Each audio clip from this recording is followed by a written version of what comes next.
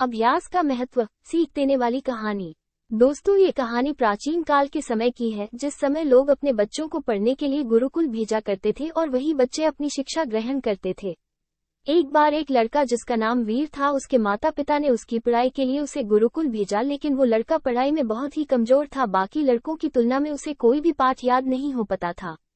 उसके गुरु ने उसको पढ़ाने की हर संभव कोशिश की, लेकिन वो उसे पढ़ा न सके। अंत हार कर उन्होंने एक दिन उसे अपने पास बुलाया और कहा कि अब मुझे नहीं लगता कि तुम पढ़ सकते हो, तुम अपने घर वापस चले जाओ और अपने माता पिता के काम में हाथ बटाओ। अपने गुरु की ये बात सुनकर उसे बहुत दुख हुआ कि वो पढ़ नहीं सकता है, लेकिन वो कर भी क्या सकता था। फिर वो वहां से अपने घर के लिए निकल गया। रास्ते में चलते चलते उसे बहुत प्यास लग गई। वो ईथर उठा पानी की तलाश करने लगा। फिर थोड़ी दूर जाने पर उसे ने देखा कि कुछ औरतें मटके में पानी ले जाने के लिए जा रही। उसने उनसे पूछा तो उन औरतों ने बताया कि आगे एक कुआं है जिसमें से वो पानी लेने जा रही। वो भी उनके साथ चला गया। वहां जाने के बाद उसने देखा कि लोग एक पतली सी रस्सी की मदद से उस कुएं में से पानी निकाल रहे थे। वो भी पानी पीने के लिए उस कुएं के पास गया तो उसने देखा कि कुएं पर कई निशान बने हुए थे।